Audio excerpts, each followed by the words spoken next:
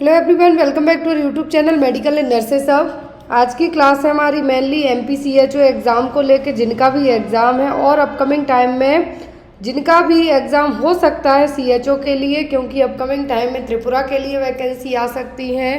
बिहार की जो vacancy cancel हुई थी वो भी दोबारा से आ सकती है, और भी जितने भी एग्ज़ाम हो रहे हैं तो उन सभी के लिए है जो आपको तैयारी करके रखनी है। लेकिन अभी 29 और 30 मार्च को आपका पेपर है। आज ऑलरेडी 26 मार्च हो गया है, तो जिन भी लोगों की तैयारी में थोड़ी बहुत जो अभी रह गई है उसको प्लीज़ कंप्लीट कीजिए, क्योंकि आपकी तैयारी उसी टाइम तक नहीं हो पाती है कोई भी एग्ज़ाम दे। तो यहाँ पर आपके लिए एक मेरी तरफ से भी एक छोटा सा कंट्रीब्यूशन है आपके एग्ज़ाम के लिए।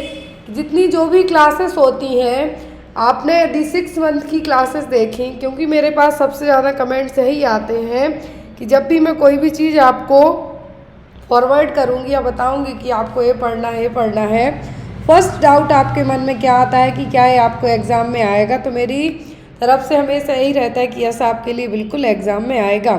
Second and most important thing कि यदि आप अपनी तैयारी कर रहे हैं, तो यदि आप PDF फॉर्मेट में पढ़ना चाहते हैं कि अभी तक MP में CHO और NHM ने क्या पूछा है, तो वो आपके लिए मटेरियल अवेलेबल है, जो कि अभी आपको 16 पेपर्स का PDF अवेलेबल है, जिसमें 16 पेपर में 354 पेज की PDF होगी। सभी पेपर सॉल्व होंगे, ऑफिशियल होंगे। अभी तक जितने भी MP में CHO और NHM के पेपर हुए हैं, वो जो मेरा WhatsApp नंबर आपको यहाँ पे दिख रहा है, इस नंबर पे कांटेक्ट करके आप पेपर्स ले सकते हैं। इनका चार्ज है ओनली 99 रुपीज़, और ये चार्ज आपको ओनली 29 और 30 मार्च तक ही रहेगा। आफ्टर दैट जो पहले था चार्ज 175 सेम वही कर दिया जाएगा, चाहे एग्ज़ाम होते हों या नहीं होते हों, क्योंकि जो एक रूल्स रहेगा चैनल का वो मुझे फॉलो करना पड़ेगा। तो इसलिए आपको अभी जो PDF इतने चीप प्राइस में वो आफ्टर 30 मार्च के बाद आपको नहीं मिलेंगी। और जो लोग ऑल स्टेट्स के लिए एग्ज़ाम दे रहे हैं अलग अलग CHO या NHM का, तो उनके लिए भी अभी 30 मार्च तक ही ऑफर है, उसके बाद नहीं रहेगा। उसमें आपको 42 पेपर, इवन जो फरवरी में उत्तराखंड का पेपर हुआ है वो इंक्लूडेड विथ आंसर की के सॉल्व्ड आपको वो अवेलेबल है। और उसमें 42 पेपर प्लस 13 सीरीज़ रहेंगी, जिनका चार्ज आपको ओनली 300 पे करना होगा। 42 पेपर मतलब आपके 4200 से ज़्यादा क्वेश्चन, क्योंकि झारखंड में एक बार पेपर हुआ था तो 150 क्वेश्चन पूछे गए थे। बाकी सभी जगह NHM CHO में 100 क्वेश्चन पूछे जाते हैं। और जिनका भी अपकमिंग टाइम में NHM के लिए भी पेपर है, तो उनको भी पेपर्स इंक्लूडेड हैं। तो आपको 300 रुपीज़ में 4200 पेपर प्लस 13 सीरीज़। उन सीरीज़ में आपको मोस्टली गायनेक और कम्युनिटी है जो आपकी कवर होगी। गायनेक, कम्युनिटी एंड पीडियाट्रिक के कुछ क्वेश्चंस कवर होंगे। पर सीरीज़ 50 क्वेश्चन रहेंगे। जो भी आपके डाउट रह जाते हैं आप मुझे WhatsApp पे पूछ सकते हैं। आज की क्लास का जो हमारा पहला क्वेश्चन है आपको वो ये रहा, persistent lack of appetite often occurring with vomiting and severe weight loss is referred to। तो यहाँ पे क्वेश्चन में क्या कहा गया है कि persistent lack of appetite often occurring with vomiting and severe weight loss एक इसके कारण होगा, जिसमें आपको एपिटाइट का मतलब क्या होता है, भूख लगना। क्या है एपिटाइट का मतलब, क्या है, भूख, कि भूख है। तो यहाँ पे आप खाएंगे लेकिन वॉमिट कर देंगे, और वॉमिट करने के बाद आपका क्या होगा, वजन है जो घटेगा वो किस में होगा, स्टटरिंग, पाइका, एनोरेक्सिया नर्वोसा या फिर बुलिमिया नर्वोसा, किस में देखने को मिलेगा। एपेटाइट मतलब आपको क्या है, भूख भी नहीं लग रही है, या फिर आप खाते हैं लेकिन यहाँ पे क्या है, भूख नहीं लग रही है आपको, और आप साथ में वॉमिट भी करते हैं, जिसके कारण वजन भी घटेगा। तो ये क्या है, तो यहाँ पर जो ऑप्शन दिए हुए हैं, फर्स्ट ऑप्शन क्या है, स्टटरिंग, पाइका, एनोरेक्सिया नर्वोसा या फिर बुलिमिया नर्वोसा। अभी रिसेंट में पाइका के ऊपर एक स्टडी की गई थी कि जो बच्चे हैं नॉन ईटेबल सब्सटेंस खाते हैं, या फिर प्रेगनेंसी में बहुत सारे जो आपने गांव की लेडीज़ देखी होंगी, चाक वगैरह होती है, उनको जब कैल्शियम की क्रेविंग्स टाइप से फील होगी या चाक खाने का मन होगा तो वो लोग खाते हैं। पेंसिल जो आती हैं स्लेट में लिखने वाली वो खाती हैं। तो ये क्या है, एक तरीके का पाइका है। और ये देखने को शहर में तो जो रूरल एरिया जो अर्बन एरिया है वहाँ तो ये कम खाएंगी लेडी, लेकिन जो पहले खाती थी जहाँ तक मुझे याद है। और यहाँ पर पाइका का मतलब क्या होगा कि नॉन ईटेबल सब्सटेंस को खाना, मतलब जो खाने के लायक चीज़ें नहीं हैं उनको खाना। क्या कहलाएगा? पाइका। स्टटरिंग का मतलब है जिसमें जो बोलने में प्रॉब्लम होना, जो फ्लो ऑफ स्पीच होती है वो क्या होना? नॉर्मल ना होना। फिर यहाँ पर है वुल्मिया नर्वोसा। वुल्मिया नर्वोसा का मतलब होगा ईटिंग डिसऑर्डर, मतलब कि बाइंज ईटिंग, मतलब एक बार में बहुत सारा खा लेना और वजन बढ़ने के चक्कर में क्या करना? वॉमिट भी कर जाना। तो यहाँ पर ये होता है क्या? वुल्मिया नर्वोसा। लेकिन यहाँ पर खाना ही नहीं खा रहे हैं कि वजन ना बढ़ जाए, वॉमिटिंग भी कर जा रहे हैं, तो ये कहलाएगा एनोरेक्सिया नर्वोसा। क्या कहलाएगा? Anorexia nervosa. ये देखिए आप, वुल्मिया नर्वोसा का मतलब होगा serious eating disorder marked by bingeing followed by method to avoid weight gain. Serious eating disorder है, दोनों है, वुल्मिया भी है और एनोरेक्सिया भी है। पाइका का मतलब होगा कि क्रेविंग होना या फिर नॉन ईटेबल सब्सटेंस खाना, आइस हो गया, क्ले हो गया, मिट्टी हो गई, पेपर हो गया, चौक हो गए, सब खाना, मतलब नॉन ईटेबल सब्सटेंस का खाना, वो क्या कहलाएगा? पाइका। आई होप आपको क्लियर हो गया। और नेक्स्ट है question, tetany can be produced by which of the following electrolyte imbalance. आपके शरीर में कौन से इलेक्ट्रोलाइट की कमी होगी जिसके कारण टिटेनी हो सकता है? हाइपोमैग्नीसीमिया, हाइपरमैग्नीसीमिया, हाइपोकैल्सेमिया या फिर हाइपरकैल्सेमिया। तो टिटेनी का मतलब यहाँ पे क्या है? आपके शरीर में कैल्शियम की कमी होना। क्या है? जो आपके जो ब्लड सीरम है इसमें कैल्शियम की कमी होना। और टिटेनी के जो क्लासिकल साइन होते हैं, क्या होते हैं? टिटेनी के जो क्लासिकल साइन होते हैं, एक तो होता है लॉक जॉ। क्या होता है? Lock jaw. टिटेनी के लिए कहा जाता है क्या? Lock jaw. दूसरे होते हैं इसके टिटेनी के दो और क्लासिकल साइन होते हैं। एक होता है क्या? कि पूरी बॉडी आर्क शेप में टर्न हो जाना। क्या है? पूरी बॉडी का आर्क शेप में टर्न हो जाना, एक ये सिम्टम भी है टिटेनी का ही। दूसरा यहाँ पर जो टिटेनी के लक्षण में यदि पूछा जाए, मतलब यहाँ पर हड्डियों में कैल्शियम कहाँ आपके रहेगा? हड्डियों में। और हड्डियों में ही यदि कैल्शियम की कमी हो जाए तो स्टिफनेस, तो स्पाज्म होगा, स्टिफनेस होगी, साथ ही साथ चौबोस्टिक साइन देखने को मिलेंगे। मैंने आपको एक दिन शॉर्ट में बताया है चौबोस्टिक साइन। लॉक जॉ कौन सी डिसीज़ कहलाती है? तो वो है टिटेनी। और होगा सब किसके कारण? कैल्शियम की कमी के कारण। एमिया वर्ड जुड़ गया, मतलब ब्लड सीरम हो गया यहाँ पर। हाइपो मतलब कम हो गया और कैल्शियम मतलब कैल्शियम, तो ब्लड सीरम में कैल्शियम की कमी होगी तो होगा क्या? टिटेनी। टिटेनी में जो क्लासिकल साइन होते हैं, एक होता है चौबोस्टिक साइन। क्या होता है?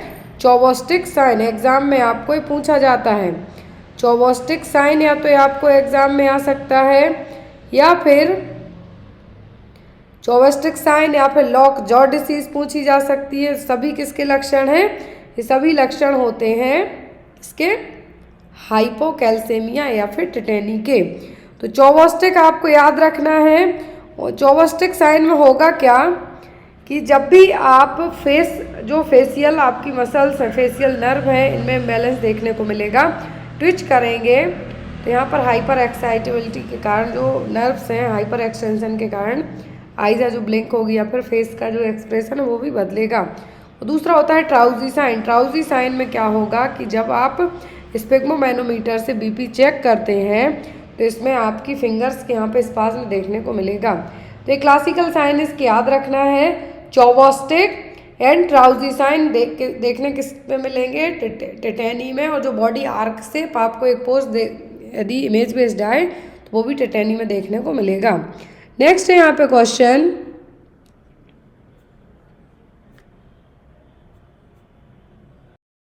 Hormone released by Progestasert per day is.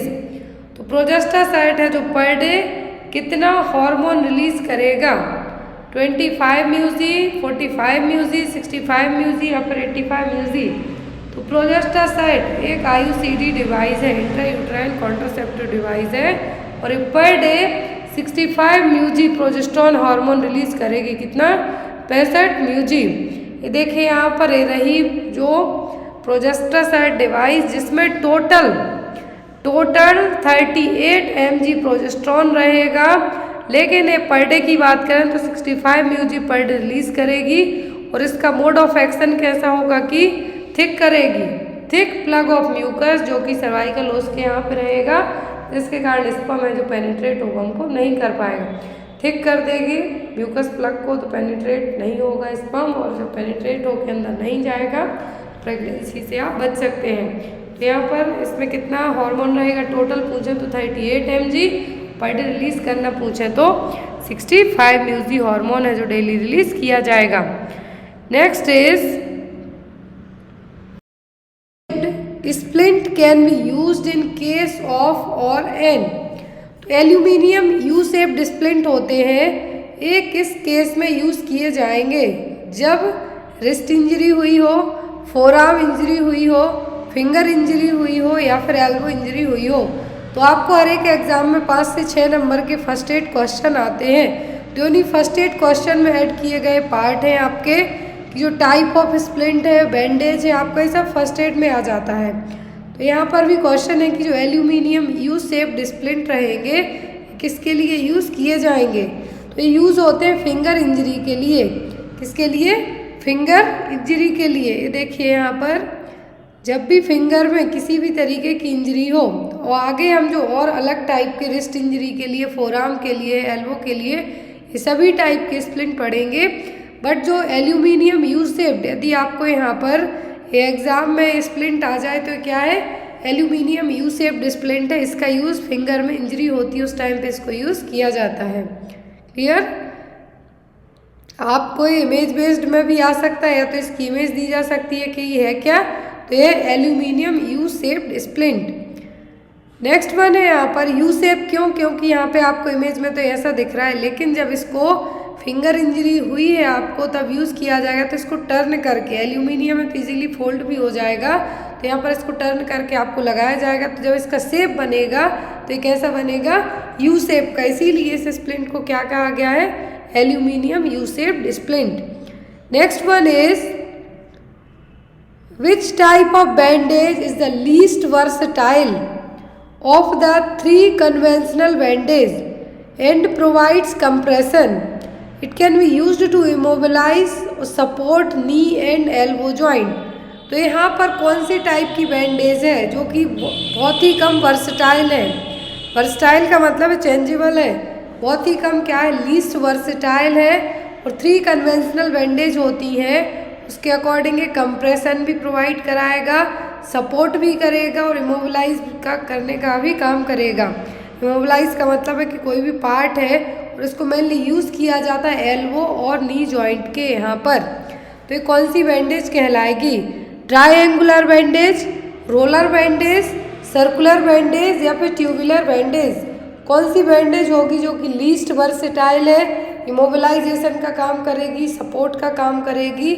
Mainly इसको नी और एल्बो में यूज़ किया जाता है, नी और एल्बो जॉइंट्स में इसको यूज़ किया जाता है। तो ये कंप्रेशन के साथ साथ 3 काम कर रही है, सपोर्ट भी कर रही है, इमोबिलाइजेशन को भी कर रही है, मतलब जो पार्ट है हिलने डुलने को भी रोक रही है, इमोबिलाइजेशन करती है, कंप्रेशन भी प्रोवाइड करती है। तो ये कौन सी बैंडेज है? ये ट्यूबुलर बैंडेज। और इसको इस तरीके से यूज़ है जो किया जा सकता है। आपने देखा होगा बहुत सारे लोग अपनी एल्बो में या फिर घुटने के यहाँ पर क्या लगाए रहते हैं? बैंडेज लगाए होते हैं। ये क्या कहलाती है? Tubular bandage. जिससे आपको, यदि आप मान लीजिए मैच खेलते हैं, स्केटिंग करते हैं, कुछ भी ऐसा करते हैं, तो आप गिरेंगे तो आपका जो एल्बो है, नी है, आपको यहाँ पे सपोर्ट करने का काम करेगी। तो ये क्या कहलाएगी? Tubular bandage. ट्रायंगुलर बैंडेज वो होती है जो कि 3 शेप में रहेगी। जनरली इसको यूज़ किया जाता है जब या तो हाथ में फ्रैक्चर हुआ हो तो आप अपने हाथ को हिलाएं डुलाएं ना, इसके लिए मेनली यूज़ की जाती है।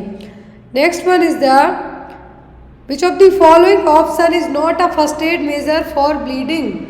यदि किसी को ब्लीडिंग हो रही है तो कौन सा जो फर्स्ट एड के तौर पर अपनाया नहीं जाएगा? Not a first aid measure.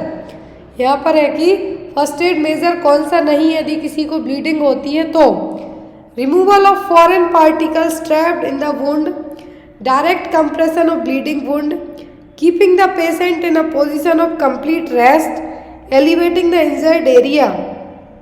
तो ब्लीडिंग जब आपको रोकनी है, स्टॉप करनी है, तो फर्स्ट प्रायोरिटी होती है कि जहाँ से भी ब्लीडिंग हो रही है उस एरिया को आप क्या करें? कंप्रेशन, डायरेक्ट कंप्रेशन करके ब्लीडिंग को रोकने का काम करें। उसके लिए आप स्टेराइल गॉज अपना सकते हैं, कपड़ा ले सकते हैं स्टेराइल।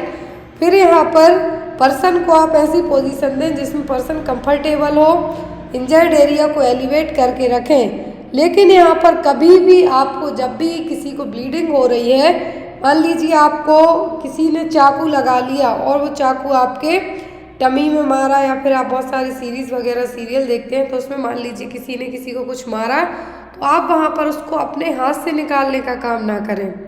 आप उसके लिए क्या करें, बाहर निकालने का काम ना करें उस चीज़ को। जो भी चीज़ वुंड में ट्रैप हुई है, फंसी हुई है, वो काम डॉक्टर करेंगे। आपका काम होगा कि ब्लीडिंग को आप किस तरीके से रोक सकते हैं, लेकिन आपको जो पार्टिकल या फिर जो भी आइटम फंसा हुआ है उसको बाहर निकालने का काम नहीं करना है।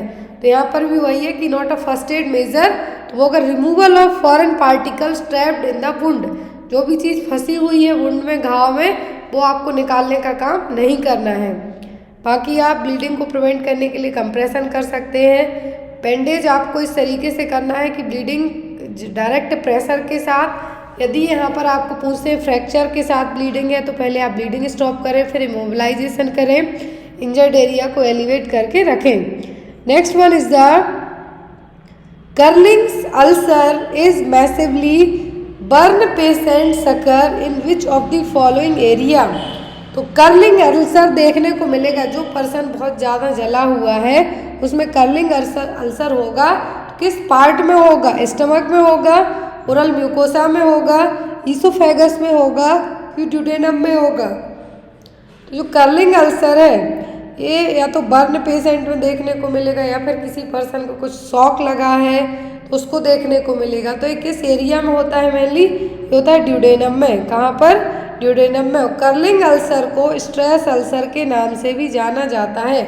या तो ट्रॉमा के कारण हो सकता है, या फिर शॉक के कारण हो सकता है, या फिर किसी इंजरी के कारण, सर्जरी के कारण हो सकता है। लेकिन जब यदि यही दिमाग को अफेक्ट करे आपके, या फिर वाइल रिफ्लेक्स को अफेक्ट करने का काम करता है, तब ये अल्सर होंगे। ऐसा नहीं कि डायरेक्ट आपको अल्सर हो जाएंगे।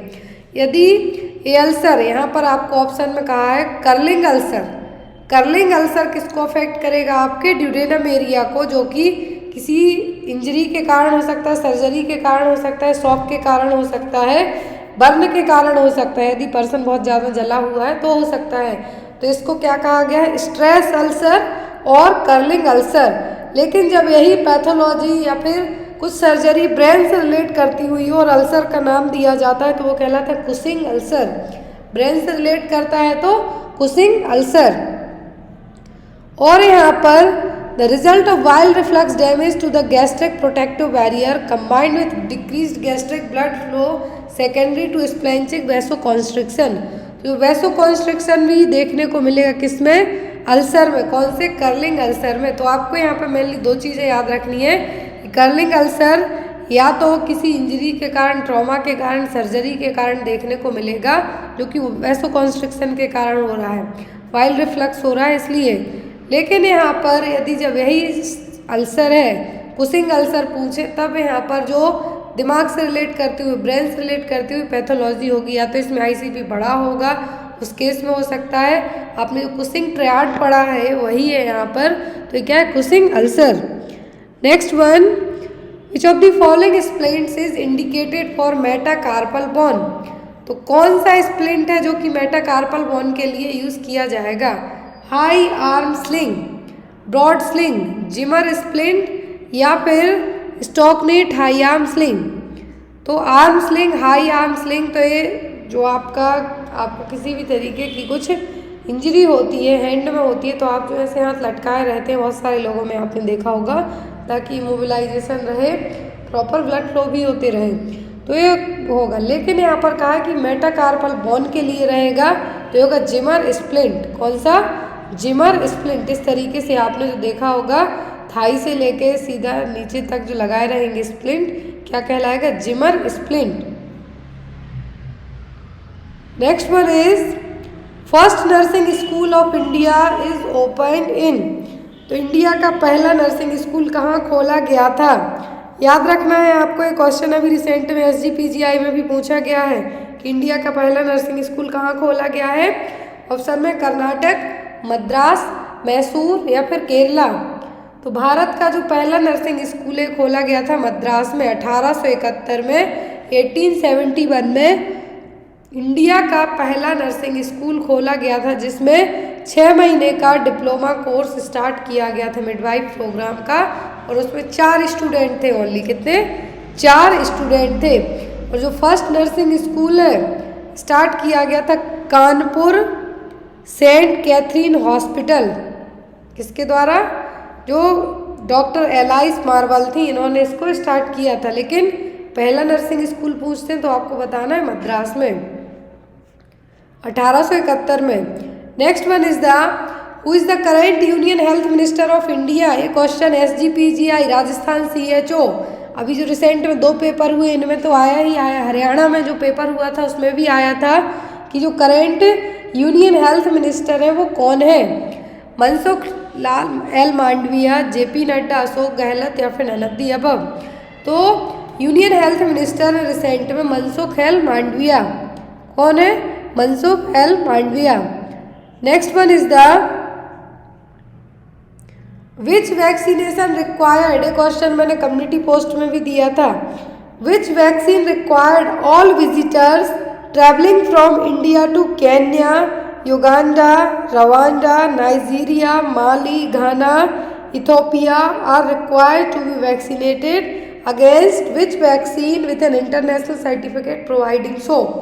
दैट मीन्स यहाँ पर सीधा सीधा हम कह सकते हैं कौन सा वैक्सीन जरूरी है यदि आप अफ्रीकन देश में जा रहे हैं, तो अफ्रीकन कंट्री में जा रहे हैं आप, तो आपको कौन सा वैक्सीन लगा होना चाहिए?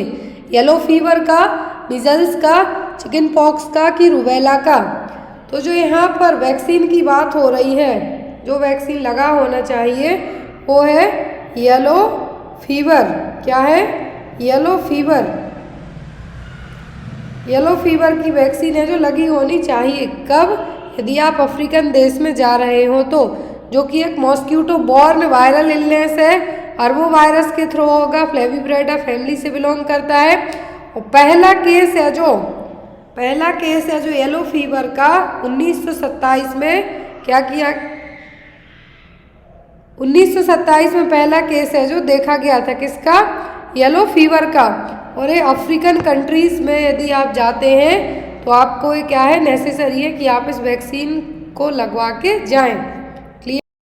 Question, which nutrient is deficient in मेजे? मेजे में कौन सी मेजे के कारण कौन सी डिसीज होगी? जिंक, कैल्शियम, फास्फोरस की पेलाग्रा? तो ये क्वेश्चन इसी तरीके से घूमता हुआ आया था किसमें? SGPGI में अभी रिसेंट में। तो यहाँ पर आपका आंसर होगा पेलाग्रा। क्या होगा? पेलाग्रा। जो 3D साइन है किसमें देखने को मिलते? पेलाग्रा में। Diarrhoea, dementia, dermatitis and last one is the death. तो ये पेलाग्रा में होंगे। जो लोग मैज़े बहुत लंबे टाइम तक यदि मैज़े खाते हैं तो उनको ये होगा क्या? पेलाग्रा। पेलाग्रा किसके कारण होता है? नियासिन की कमी के कारण। नियासिन जो विटामिन उसकी कमी के कारण। Next one is yellow dustbin used for. तो येलो डस्टबिन का यूज़ किसके लिए किया जाता है? Anatomical waste, chemical waste, both A and B या फिर NS बॉटल के लिए? तो जो येलो डस्टबिन है इसका यूज़ किया जाता है एनाटॉमिकल वेस्ट के लिए। किसके लिए? एनाटॉमिकल वेस्ट को डिस्कार्ड करने के लिए। Next one is name of the sign according to image. तो इमेज के अकॉर्डिंग आप बताइए कौन सा साइन है? DBT साइन है, मैक्विन साइन है, चौवेस्टिक साइन है कि ट्राउजी साइन है? तो ये कौन सा साइन है? तो ना तो डीप वेन थ्रोम्बोसिस का साइन है, मैक्विन साइन देखने को मिलता है हाइड्रोसेफेलस में। जब ब्रेन में CSF का एक्यूमुलेशन हो जाएगा तो ब्रेन की साइज बढ़ती है, मैक्विन साइन जिसको हम कहेंगे, या फिर क्रैकपॉट साइन के नाम से भी इसको जानेंगे। चौवेस्टिक साइन है। चौवेस्टिक साइन में क्या होगा? फेशियल नर्व में परकशन करेंगे तो आपको एक तरीके का कॉन्ट्रैक्शन देखने को मिलेगा और एक कैल्शियम की कमी के कारण होता है। ट्राउजी साइन भी कैल्शियम की कमी के कारण होगा, टिटेनी में देखने को मिलेगा। तो यहाँ पर जो लेकिन इमेज दिख रही है चौबोस्टिक साइन में क्या होगा, फेशियल मसल में ट्विस्टिंग होगी। लेकिन जो ट्राउजी साइन है यहाँ पर, इसमें हैंड में जो अपर आर्म है यहाँ पर क्या होगा, आपको जो प्रेशर जब भी आप लगाएंगे या फिर आपका जो हाथ है वो इस तरीके से लटका हुआ रहेगा, तो ये क्या कहलाएगा, ट्राउजी साइन। तो चौबोस्टिक और ट्राउजी दोनों कैल्शियम की कमी के कारण होंगे, टिटेनी में देखने को मिलेंगे। मैक्विन साइन देखने को मिलेगा हाइड्रोसेफेलस में। जो डीबीटी है इसमें होमन साइन आपको एग्जाम में आता है मेनली। तो यहाँ पर जो इमेज दिख रही है क्या है, ट्राउजी साइन की image. Next one, which drug is used for the prevention of postpartum haemorrhage. Postpartum haemorrhage के लिए कौन सी ड्रग यूज की जाती है, magnesium sulphate, oxytocin, calcium carbonate या फिर हेपेरिन। तो कौन सी मेडिसिन है जो यूज की जाती है किसके लिए, पोस्टपार्टम को प्रिवेंट करने के लिए, तो वो दिया जाता है ऑक्सीटोसिन। और ऑक्सीटोसिन ही क्यों दिया जाता है, इसलिए कि पोस्टपार्टम का मेन रीजन होता है यूट्राइन एटोनिसिटी, मतलब यूट्रस की जो टोन है वो क्या होना, लॉस होना। और जो ऑक्सीटोसिन हार्मोन है क्या करेगा, प्रॉपर कॉन्ट्रैक्शन लाने का काम करेगा, जिसके कारण जो मसल्स की टोन है वो क्या रहे, बनी हुई रहे। इसीलिए पीपीएच को प्रिवेंट करने के लिए ऑक्सीटोसिन दिया जाएगा। फिर यहाँ पर जो हेपेरिन है, तो ये हेपेरिन एंटीकोआगुलेंट है। एग्जाम में भी आया था कि ह्यूमन बॉडी में नॉर्मली कौन सा एंटीकोआगुलेंट होता है, तो होता है हेपेरिन। हेपेरिन का एंटीडोट आता है तो है प्रोटामाइन सल्फेट। क्लियर। MgSO4 दिया जाता है जनरली जब पर्सन को एक्लेम्सिया या फिर प्री एक्लेम्सिया हुआ हो तब। Next one is the in hypocontractile uterine dysfunction the uterine basal tone is. तो हाइपो होता है कॉन्ट्रैक्शन और हाइपर होगा। तो यूट्राइन डिस्फंक्शन में, हाइपो कॉन्ट्रैक्टाइल यूट्राइन डिस्फंक्शन में यूट्रस की जो वेसल टोन है वो क्या होगी, 30 mm of Hg, more than 50 mm of Hg, less than 10 mm of Hg या फिर 25 mm ऑफ Hg। जब भी हाइपो कॉन्ट्रैक्टाइल यूट्राइन डिस्फंक्शन में टोन पूछते हैं यूट्रस की तो होगी 10 mm ऑफ Hg से भी कम। नॉर्मल टोन होती है, बेसल टोन होती है, वो कितनी होती है, 5 से 20 mm ऑफ Hg। लेकिन जब पीक प्रेशर पे जाएगी, मतलब हाई तक पहुंचेगी, तब होगी 60 mm ऑफ Hg के आसपास। लेकिन यहाँ पर हाइपो में पूछा है तो कितनी होगी, 10 mm ऑफ Hg से भी कम, क्योंकि यहाँ पर सबसे कम वही ऑप्शन है। 5 से 20 तक तो इसकी बेसल टोन में रेंज ही होती है। हाइपो में कितनी हो जाएगी, 5 mm ऑफ Hg। लेकिन यदि हाइपर में पूछेंगे आपको तो ये हाइपर में कितना, 20 से ज़्यादा ही ये टोन जाएगी। क्लियर है, ये एग्जाम में आपको आया हुआ था अभी रिसेंट में।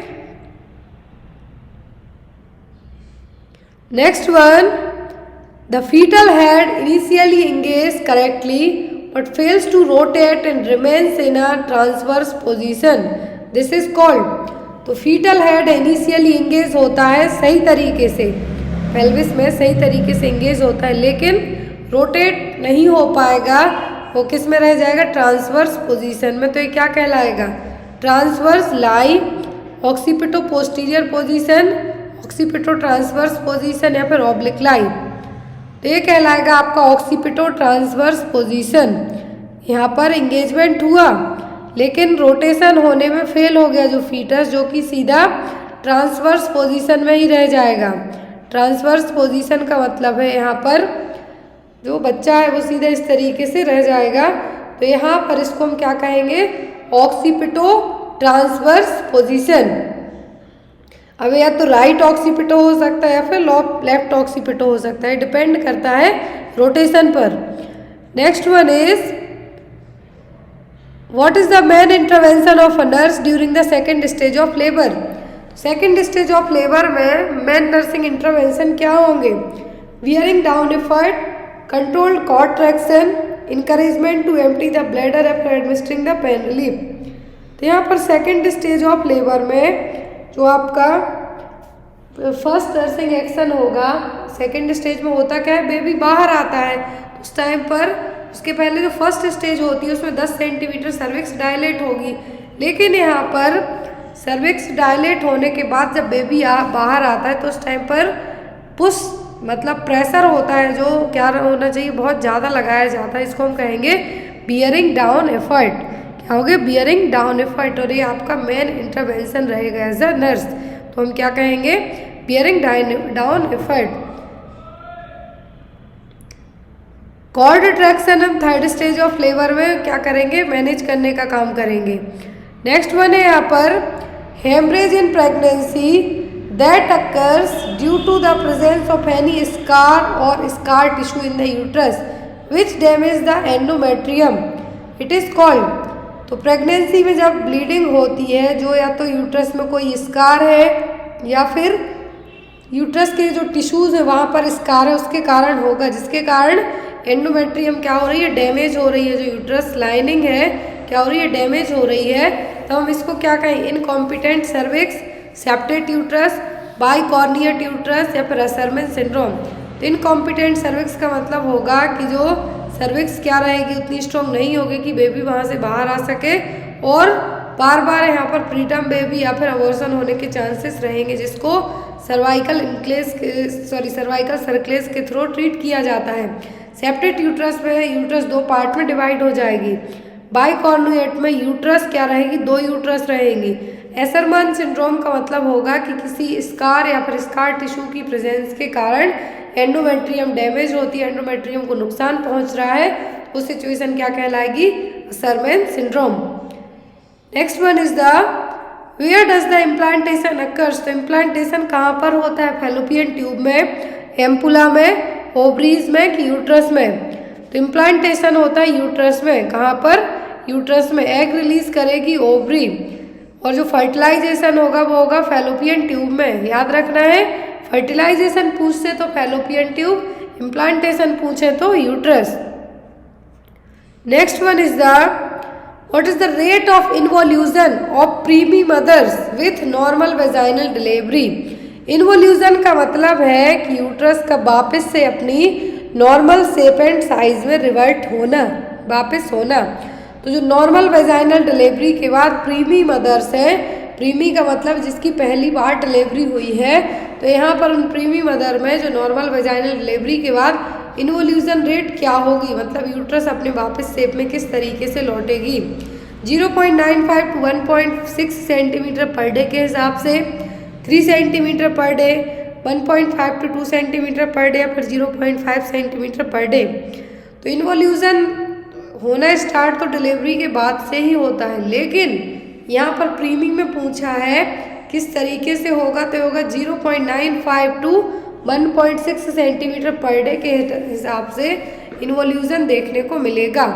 जो पेल्विस है 2 वीक तक लग जाते हैं नॉर्मली रिटर्न होने में, 6 हफ्ते नॉर्मल साइज शेप में जाने में। क्यों? क्योंकि इसी पीरियड को हम क्या कहते हैं? Puerperium period. लेकिन इमीडिएटली आफ्टर बर्थ है जो प्लेसेंटा बाहर आ गया, मेम्ब्रेन आ गई, एमनियोटिक फ्लूइड बाहर हो गया, सब कुछ बाहर आ गया, उसके बाद यूट्रस का वेट रहता है 1000 ग्राम तक। लेकिन 1 वीक के बाद 500 ग्राम, 2 वीक में 300, 6 वीक में वापस रिवर्ट बैक जो 50 ग्राम वेट होता है यूट्रस का, 50 to 60 ग्राम, उसमें वापस आ जाएगा। लेकिन यहाँ पर यदि सेंटीमीटर के हिसाब से पूछें कितने सेंटीमीटर पर डे के हिसाब से इन्वोल्यूशन होगा, तो यूट्रस वापस अपने नॉर्मल शेप में जाएगी।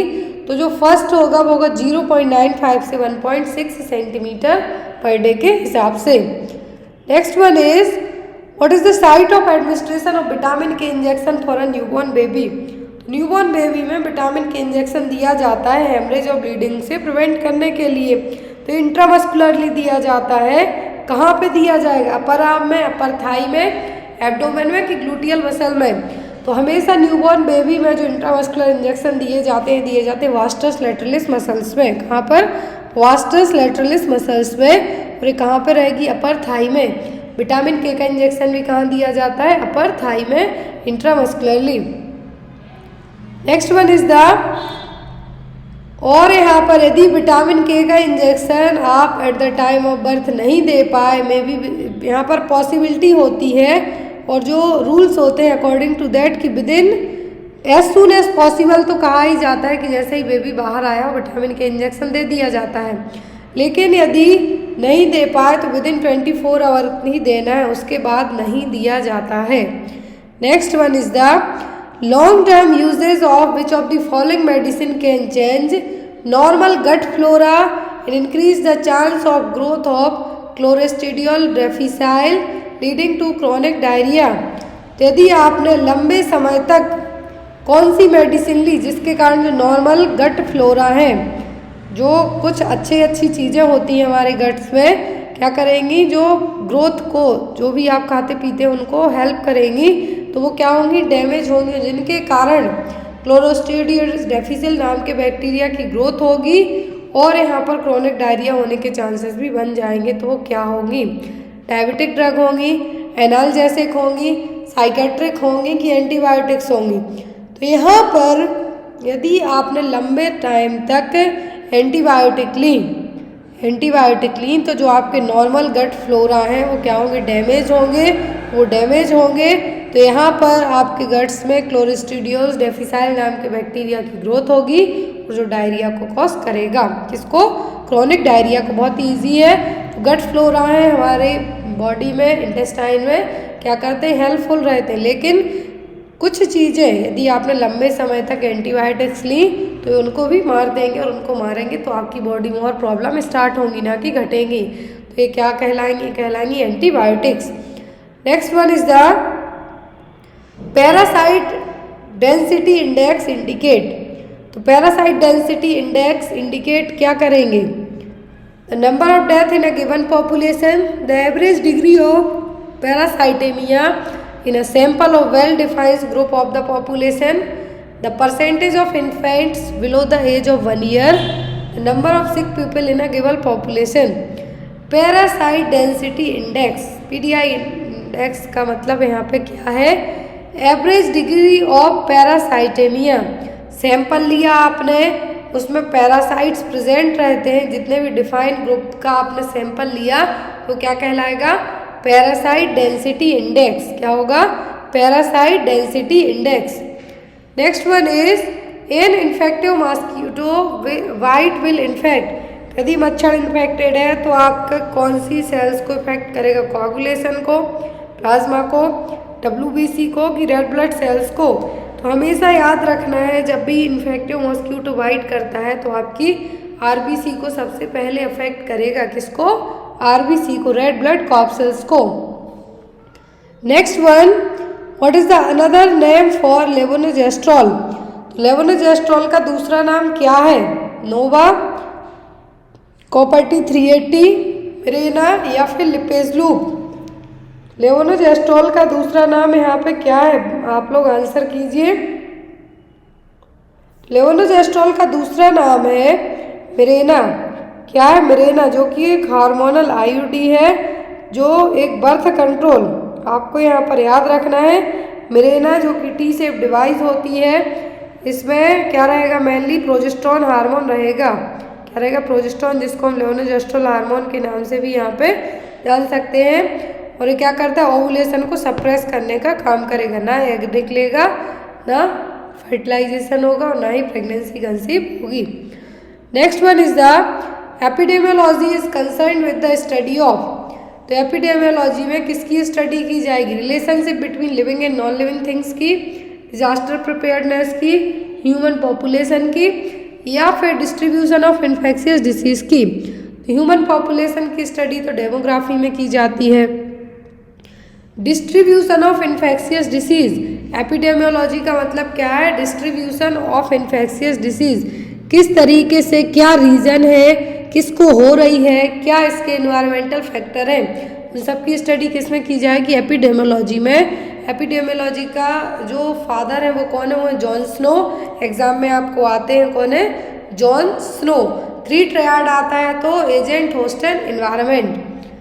Next one is the community diagnosis is the written statement of. तो कम्युनिटी डायग्नोसिस का मतलब क्या है, health needs and health problems, environmental factors, only social problems, potential problem with actual diagnosis. Community diagnosis जो कि एक रिटन स्टेटमेंट है, किसके बीच में, हेल्थ नीड और हेल्थ प्रॉब्लम्स के बीच में, कि आपको ज़रूरी क्या है और क्या प्रॉब्लम्स हैं आपकी, उनको डायग्नोस करना कम्युनिटी में क्या कहलाएगा, community diagnosis. Next one is the identifying the source of infection and the method of spread of infection implies role of community health nurse. यदि आपने सोर्स ऑफ इन्फेक्शन को आइडेंटिफाई किया और किस तरीके से फैल रहा है तो उसको बारे में भी आपने जाना, तो ये क्या है, प्रिवेंटिव है, क्यूरेटिव है, प्रमोटिव है कि रिहेबिलिटेटिव है। तो यहाँ पर ये आपका प्रिवेंटिव कहलाएगा। कैसा कहलाएगा? प्रिवेंटिव। प्रमोटिव में तो आपको होने के पहले ही सब चीज़ें बतानी है, कहलाएगा आपका प्रिवेंटिव मेजर्स की सोर्स ऑफ इन्फेक्शन आपने पता कर लिया किससे फैल रहा है, क्या सोर्स है इन्फेक्शन का, कोई बैक्टीरिया है, वायरस है, किस तरीके से स्प्रेड हो रहा है, डायरेक्ट कांटेक्ट से हो रहा है, स्नीजिंग कफिंग से हो रहा है, वो आपने पहचान लिया, तो ये सब क्या कहलाएगा? Preventive measure. Next one, scalpels, sutures, needles and blades are segregated into which colour bag. यहाँ पर स्कैल्पल्स, सूचर है, निडल है, ब्लेड है, सब शार्प वेस्ट है, किसमें सेग्रीगेट किया जाएगा? Blue coloured semi transparent bags, white colour puncture proof container, yellow colour non chlorinated plastic bags या फिर red colour non chlorinated plastic bag. तो जितने भी आइटम यहाँ पे बताए हैं किसमें सेग्रीगेट करेंगे, सेपरेट करेंगे आप? व्हाइट कलर के पंचर प्रूफ कंटेनर में। किसने? व्हाइट कलर के पंचर प्रूफ कंटेनर में। Next one is the patient is kept in a bay and additional precautions are taken to prevent spread of germs. This is called.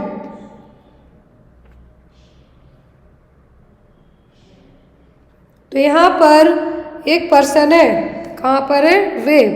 वे का मतलब है यहाँ पर ऐसी जगह जहाँ पर खाली पड़ा हुआ है।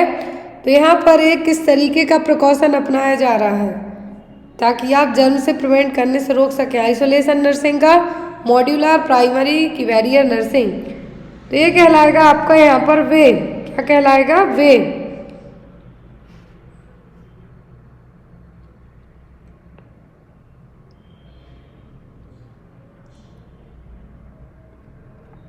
तो यहाँ पर आपके वे का मतलब क्या है कि आपको कोई ऐसी जगह से दूर रहते हैं आप जहाँ से आपको कोई भी इन्फेक्शन ना लग पाए, तो ये कहलाएगा barrier nursing. Next one, which of the following is the main purpose of chest physiotherapy. तो चेस्ट फिजियोथेरेपी क्यों की जाती है? To clear mucus from the nose, to clear blood from the lungs, to clear mucus from the lungs या फिर to clear infected blood from vital organs like the heart and the lungs. Chest physiotherapy का main aim होता है कि जो mucus बनता कहाँ से? लंग्स से। तो उसको क्या करना? क्लियर करना। To clear mucus from the lungs. तो चेस्ट फिजियोथेरेपी का मेन पर्पस यही होता है, क्योंकि ना तो म्यूकस लंग्स से बन रहा है, नोज से तो बन नहीं रहा है, कहाँ से बन रहा है? लंग से। तो जहाँ से बन रहा है वहीं से इसको क्लियर करना है। Next one is the which of the following is not a function of electrolytes. तो इलेक्ट्रोलाइट्स का काम कौन सा नहीं है? Moving waste out of the cells, balancing the amount of water in the body, balancing hormone secretion, moving nutrients into the cell. तो जो electrolytes का फंक्शन नहीं है, पहले तो है तो वेस्ट को क्या करना? सेल से बाहर निकालना, बॉडी में वाटर को मेंटेन करके रखना, न्यूट्रिएंट्स सेल्स में उनको क्या करना? इधर एक्सचेंज करना। लेकिन यहाँ पर हॉर्मोन्स का सीक्रेशन का जो बैलेंस है वो इलेक्ट्रोलाइट्स नहीं करेंगे। Balancing the hormone secretion, electrolytes जो सोडियम क्लोराइड है आपकी बॉडी उनका काम है, नहीं है। Next one is the during otoscopic examination of the ear in which direction does the pinna needs to be held. तो यहाँ पर जब आप ऑटोस्कोपिक एग्जामिनेशन करते हैं कान का, तो पिन्ना को किस तरीके से पकड़ेंगे? Upward, backward, downward, backward, pulling it downward, pulling it straight back. तो यहाँ पर डायरेक्ट यदि इस तरीके से आपको पूछते हैं तो आपको कहना है कि अपवर्ड एंड बैकवर्ड, अपवर्ड और बैकवर्ड। यदि स्पेशली बच्चे में कहे तब आपको कहना है डाउनवर्ड एंड बैकवर्ड। बच्चे में पूछते हैं तो पहले नीचे की तरफ फिर पीछे की तरफ, डाउनवर्ड बैकवर्ड। लेकिन यदि डायरेक्ट पूछे ना एडल्ट देना बच्चा दे, तब आपको अपवर्ड एंड बैकवर्ड को मार्क करना होगा। Next one is the while irrigating a colostomy how much of the catheter should be inserted through the stoma. तो कोलोस्टॉमी इरिगेशन के टाइम पर कैथेटर को कितना इंसर्ट करना है? 3 to 4 इंच, 1 से 2 इंच, 7 to 8 इंच, या फिर 5 to 6 इंच।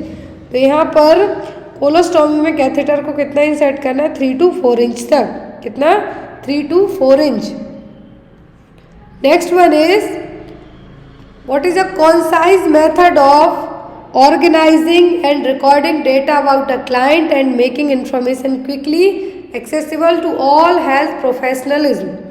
तो यहाँ पर कौन सी मेथड अपनाई जाएगी जिसमें क्लाइंट का जो डेटा है वो रिकॉर्ड भी हो, प्रॉपर तरीके से ऑर्गेनाइज हो, ताकि हेल्थ केयर प्रोफेशनल्स को समझ में भी आए। कार्डेक्स, सॉपी, पोस्टकॉर्ब या फिर स्वॉट। तो यहाँ पर एक कहलाता है कार्डेक्स। क्या है? Cordtex method. आप जब हॉस्पिटल में काम करते हैं तो आपके पास एक पेज दिया जाता है इसमें पर्सन की पूरी डिटेल, क्या मेडिकेशन चल रही हैं, साइड में क्या डायग्नोस हुआ है मरीज को, सब चीज़ें लिखी हुई होती हैं। तो ये क्या कहलाता है? कहलाता है कार्डेक्स। क्या होगा? ये कहलाएगा कार्डेक्स। पोस्टकॉर्ब तो मैनेजमेंट के लिए रहेगा आपके। Next one is the which of the following is the commonest cause of peptic ulcer disease. Peptic ulcer का कॉमन कॉज क्या है? H pylori infection, radiation therapy, Zollinger Allison syndrome या फिर क्रॉन्स डिसीज। कॉमन कॉज होगा peptic ulcer का H pylori infection. क्या है? Helicobacter pylori infection, जो कि कॉमन कॉज होगा किसके लिए? पेप्टिक अल्सर के लिए। Next one is the which of the following is the confirmatory test of AIDS. तो एड्स को डायग्नोस करने के लिए कंफर्म करने वाला टेस्ट कौन सा है? VDRL, CD4 count, western blot test या फिर एलिजा। तो जो कंफर्मेटरी टेस्ट यदि पूछते हैं आपको तो होगा वेस्टर्न ब्लॉट टेस्ट। ये आता है आपको। एलिजा आपको एज ए डायग्नोस के लिए यूज़ किया जा सकता है। CD4 टी सेल आप डायग्नोस करने के लिए यूज़ कर सकते हैं, लेकिन कंफर्म करने वाला टेस्ट आपको पूछते हैं यदि एड्स का तो होगा वेस्टर्न ब्लॉट टेस्ट। कौन सा? Western blot test. VDRL syphilis को डायग्नोस करने के लिए यूज़ किया जाएगा। Next one is the which of the following virus is not a positive organism of gastroenteritis. कौन सा जो पॉजिटिव एजेंट है वायरस से गैस्ट्रोएंट्राइटिस का कारण नहीं बनेगा? रोटा वायरस बनेगा, नोरो वायरस बनेगा, अर्बो बनेगा, लेकिन जो पेपो वायरस है, क्या है? पेपो वायरस, ये पॉजिटिव एजेंट नहीं है किसके लिए? गैस्ट्रोएंट्राइटिस के लिए। जो पेपो वायरस है, क्या है? पेपो वायरस, जो कि एक DNA वायरस हम जिसको कह सकते हैं, जो कि पेपिलोमा वायरस के नाम से भी जाना जाता है। तो यहाँ पर ये HPV कॉज करेगा, ना कि गैस्ट्रोएंट्राइटिस कॉज करने का काम करेगा। Next one is the which of the following virus is associated with कापोसी sarcoma. कापोसी sarcoma से कौन सा वायरस रिलेट करेगा? कापोसी सार्कोमा किस में होने के चांसेस होते हैं? जिसको एड्स हुआ हो। ओंको वायरस, एप्स्टीन वार वायरस, रुइस सार्कोमा वायरस या फिर साइटोमेगालो वायरस और CMV वायरस। कापोसी सार्कोमा क्या है? कापोसी सार्कोमा के लिए जो वायरस रिस्पॉन्सिबल होगा वो कौन सा होगा? कापोसी सार्कोमा एक तरीके का कैंसर ही है जो कि स्किन में देखने को मिलेगा, लिम्फ नोड में होगा। तो यहाँ पर इसका जो मेन रीजन होगा साइटोमेगालो वायरस या फिर CMV वायरस। क्या होगा? CMV virus. कापोसी सार्कोमा में मेनली स्किन आपकी इफेक्ट होगी, ओरल म्यूकोसा इफेक्ट होगी, वो एक तरीके का एक कैंसर ही है। Next one is the which of the following is the main principle of surgical asepsis. तो सर्जिकल असेप्सिस का मेन प्रिंसिपल क्या है? Sterile objects remain sterile only when touched by other sterile object. Sterile object remain sterile only when touched by other unsterile object. फिर है clean object remain clean only when touched by other unclean, या फिर clean object remain clean only when touched by the clean object. तो sterile asepsis का मतलब होता है free from any pathogenesis. तो यहाँ पर भी वही सर्जिकल असेप्सिस का मतलब होगा कि जो स्टेराइल ऑब्जेक्ट है, क्या है? स्टेराइल ऑब्जेक्ट है, ये किसी अदर स्टेराइल ऑब्जेक्ट्स के कांटेक्ट में आते हैं, टच होते हैं, तब भी ये क्या रहे? स्टेराइल ही रहे। तो ये कहलाएगा सर्जिकल असेप्सिस का main principle. Next one is the process in which molecules of a solvent tend to pass through a semi-permeable membrane from a less concentrated solution into a more concentrated one is called। अब यहाँ पर आपको ज़्यादा दिमाग लगाने की ज़रूरत ही नहीं है कि यहाँ पर आपका होगा क्या, ऑस्मोसिस होगा, फिल्ट्रेशन होगा, ट्यूबुलर रीअब्जॉर्प्शन होगा कि ट्यूबुलर सीक्रेशन। तो यहाँ पर जब भी आपको सेमी परमिएबल मेम्ब्रेन लिख दें दैट मीन्स क्या है, आपका ऑस्मोसिस है। क्या है? ऑस्मोसिस है। हमेशा यदि सेमी परमिएबल मेम्ब्रेन ना हो, हायर कंसंट्रेशन से लोअर कंसंट्रेशन में कोई भी सॉल्वेंट आते हैं तब आपको कहना है फिल्ट्रेशन, लेकिन सेमी परमिएबल मेम्ब्रेन जोड़ दें आपको तो आपको कहना है ऑस्मोसिस, परासरण।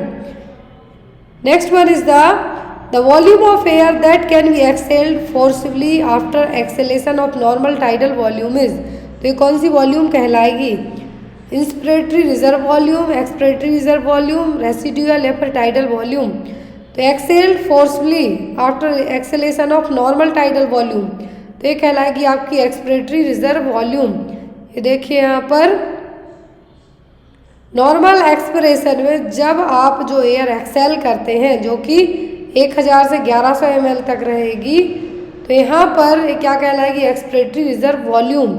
जब आप एयर अंदर लेंगे, इनहेल करेंगे, तो ये कहलाएगी इंस्पिरेटरी रिजर्व वॉल्यूम। अब यहाँ पर यदि इंस्पिरेटरी कैपेसिटी पूछे तो टाइडल वॉल्यूम प्लस IRV हो जाएगा आपका। टाइडल वॉल्यूम होती है, sorry tidal lung, total lung capacity होती है वो कितनी होती है? 5000 से लेके 6000 ml तक। कितनी? 5000 से लेके 6000 ml तक। वाइटल कैपेसिटी पूछे तो 4000 ml। Next one, in the expanded programme on immunization which vaccine helps to prevent fatal diarrhoea among children. तो एक्सपेंडेड इम्यूनाइजेशन प्रोग्राम को इम्यूनाइजेशन प्रोग्राम में कब कन्वर्ट किया गया ये आपको आता है। अब यहाँ पे है कि एक्सपेंडेड इम्यूनाइजेशन प्रोग्राम में जो कौन सा वैक्सीन है इंक्लूड किया गया है जो कि बच्चों को आप फैटल डायरिया से प्रिवेंट कर सकते हैं। Haemophilus influenza type B, rotavirus, measles या फिर न्यूमोकोकल वैक्सीन और PCV वैक्सीन। तो यहाँ पर डायरिया का कॉज क्या होता है? वो होता है रोटावायरस। वही रोटावायरस वैक्सीन यहाँ पे ऐड की गई है जो कि 6, 10 और 14 वीक्स में बच्चे को दी जाती है। जब पेंटावैलेंट वैक्सीन दिया जाता है उसी टाइम पर 6, 10, 14 वीक में साथ में ओरली 5 ड्रॉप्स रोटावायरस वैक्सीन की दी जाती हैं। एक होता है रोटाटैक, दूसरा होता है रोटावैक्स। टाइप है, एक के 3 डोज दिए जाते हैं, एक के 2 दिए जाते हैं। ये डिपेंड करता है हॉस्पिटल में कौन सी अवेलेबल है। 3 वाली है तो जो कि 6, 10, 14 वीक में दी जाएगी, कि 2 वाली है कि जो ओनली 2 बार बस दी जाएगी। Next one is which is the main aim of Swasthya Bharat mission that is launch in 2 अक्टूबर 2014। 2 अक्टूबर 2014 को स्वस्थ भारत मिशन है जो लॉन्च किया गया था। अकॉर्डिंग टू दैट इसका मेन एम क्या था? Infection control in hospital, ceasing of plastic uses, biomedical waste management या फिर ओपन डेफिकेशन फ्री कंट्री। तो इसका मेन एम था ओपन डेफिकेशन फ्री कंट्री, मतलब खुले में शौच नहीं करना है। क्या करना है? खुले में शौच नहीं करना। Question, which of the following is the main serious complication of measles. Measles का सीरियस कॉम्प्लिकेशन क्या है? ऑप्शन में है यहाँ पर आपको red watery eyes, white spot inside the cheeks, encephalitis या फिर white spots all over the body. Measles को हम रूबियोला के नाम से भी जानते हैं, जिसकी वैक्सीन जब बच्चे की उम्र 9 महीने है जो पूरी हो जाए तब लगाई जाती है मीजल्स की। यहाँ पर मीजल्स का जो एक साइन आपको एग्जाम में आता है कौन सा आता है? वो आता है कॉप्लिक स्पॉट। अब यहाँ पर रूबियोला और मीजल्स क्या है? रूबियोला और मीजल्स इसका सेम ही नाम है यहाँ पर।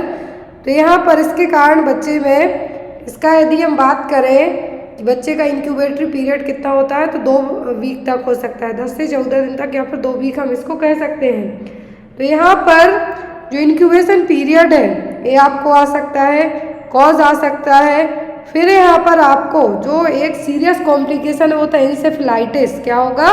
इंसेफेलाइटिस देखने को मिलेगा किसमें? बच्चे में। जो सीरियस कॉम्प्लिकेशन है एक तो रेयरली होता है, जरूरी नहीं कि होगा ही होगा।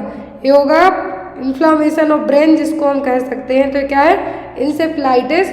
और मीजल्स के कारण होने वाला रेयर बट सीरियस कॉम्प्लिकेशन है, एग्जाम में आपको आ सकता है। मीजल्स के कारण क्या हो सकता है, इंसेफ्लाइटिस होने के चांसेस हो सकते हैं। Next one is the what is the full form of vaccine DTF। DTF भी जिसको हम कह सकते हैं, तो फुल फॉर्म क्या है, diphtheria, tuberculosis, acellular pertussis, diphtheria, typhoid, acellular pertussis, diphtheria, tetanus, poliomyelitis या फिर डिप्थीरिया, टिटनस, एसेल्युलर पर्ट्यूसिस। तो यहाँ पर DTP का फुल फॉर्म तो सबको पता है कि डिप्थीरिया, टिटनस और पर्ट्यूसिस, क्लियर। लेकिन यहाँ पर DTF यदि आपको पूछते हैं तो इसका मतलब होगा diphtheria, tetanus and acellular pertussis. ये आपको अभी रिसेंट में जो एग्ज़ाम कंडक्ट करवाया गया था, राजस्थान CHO का जो पेपर हुआ था आई थिंक 19 फरवरी को, उसमें पूछा गया था DTP में D का फुल फॉर्म क्या है। ऐसे ही है कि DTF का फुल फॉर्म यहाँ पे क्या है, diphtheria, tetanus and acellular pertussis. Pertussis generally 2 साल तक के बच्चों को ही अफेक्ट करता है, इन्फेंसी पीरियड में 100 दिन की खांसी हम इसको कहेंगे, बॉर्डिटेला पर्ट्यूसिस नाम के बैक्टीरिया से होगी, clear. Next one is the during nutritional assessment bleeding gums and gingivitis indicate which vitamin deficiency. तो ये सबको पता है कि न्यूट्रिशनल असेसमेंट आपने किया, जिंजिवाइटिस है, गम्स में ब्लीडिंग हो रही है, तो ये किस विटामिन की कमी से होगी। तो ये सब चीज़ें होती हैं विटामिन C की कमी के कारण। किसके कारण, विटामिन C की कमी के कारण स्कर्वी होगा, ब्लीडिंग गम्स होगा, जिंजिवाइटिस होगा। विटामिन A से मेनली आँखों की प्रॉब्लम आपको देखने को मिलेगी, विजन, नाइट ब्लाइंडनेस होगा, रतौंधी होगी, आपको जेरोप्थेल्मिया होगा। और यहाँ पर जो विटामिन D है, विटामिन D से आपको हड्डियों से रिलेट करती हुई प्रॉब्लम होगी। Next one is the lack of vitamins and minerals that are essential for body function leads to. तो विटामिन और मिनरल की कमी के कारण बॉडी फंक्शंस क्या है, डिस्टर्ब रहेंगे। तो ये क्या कहलाएंगे, अंडरवेट, वास्टिंग, माइक्रोन्यूट्रिएंट डेफिशिएंसीज की स्टंटिंग। लैक ऑफ विटामिन और मिनरल जो आपकी बॉडी को जरूरी है क्या कहलाएंगे, कहलाएंगे माइक्रोन्यूट्रिएंट डेफिशिएंसी। विटामिन और मिनरल्स क्या है, माइक्रोन्यूट्रिएंट्स हैं। क्या है, विटामिन और मिनरल्स माइक्रोन्यूट्रिएंट्स हैं। फैट, कार्बोहाइड्रेट, प्रोटीन है मैक्रोन्यूट्रिएंट्स में आएंगे। तो जब विटामिन और मिनरल की कमी होगी हमारे शरीर में तो क्या कहलाएगी, micronutrient deficiency. Next one is the which of the following infection control precaution is important to prevent hepatitis B. तो हेपेटाइटिस बी को प्रिवेंट करने के लिए आप कौन से प्रिकॉशन लेंगे, food borne, enteric precaution, water borne की blood and body fluid precaution, कौन से प्रिकॉशन आप अपनाएंगे। तो यहाँ पर हेपेटाइटिस बी किससे होता है, ब्लड से हो सकता है, माँ से बच्चे को ट्रांसफ़र हो सकता है, इन्फेक्टेड निडल प्रिक इंजरी से हो सकता है। तो यहाँ पर भी वही होगा कि ब्लड और जो बॉडी फ्लूइड है उनको क्या कर सकते हैं, उनके प्रिकॉशन से हम इसको प्रिवेंट कर सकते, होने से रोक सकते हैं। Next one, what is called the down syndrome. क्या है, किसको हम है जो डाउन सिंड्रोम कहेंगे। ऑप्शन में है यहाँ पर an extra copy of chromosome 21, extra copy of chromosome 18, extra copy of chromosome 19 या फिर extra copy of chromosome 23।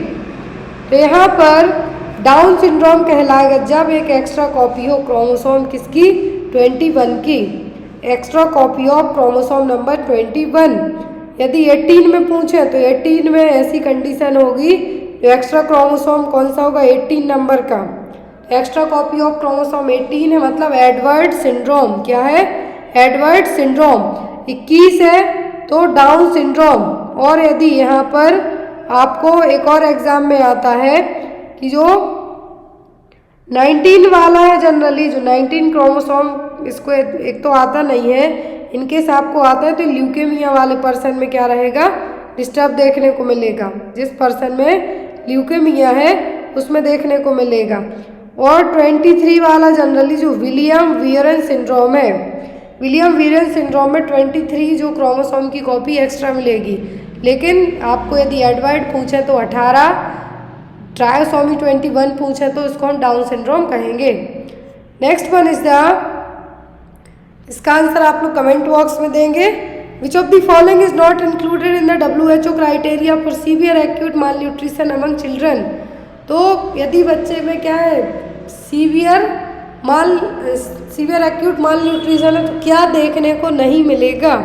Presence of bipolar oedema, body mass index below 18, weight for height index below 3SD, फिर visible severe wasting. इसका answer आप लोग comment box में देना। जो कल आपकी नेक्स्ट क्लास होगी उसमें इसका आंसर आपको दिया जाएगा। Thank you for watching us, bye bye, take. Next and last question है, most common psychiatric disorder is, तो सबसे कॉमन साइकेट्रिक डिसऑर्डर कौन से हैं? डिमेंशिया, सिजोफ्रेनिया, डिप्रेशन या फिर पैरोनिया? कौन से हैं जो कॉमन साइकेट्रिक डिसऑर्डर यहाँ पे होने वाले हैं?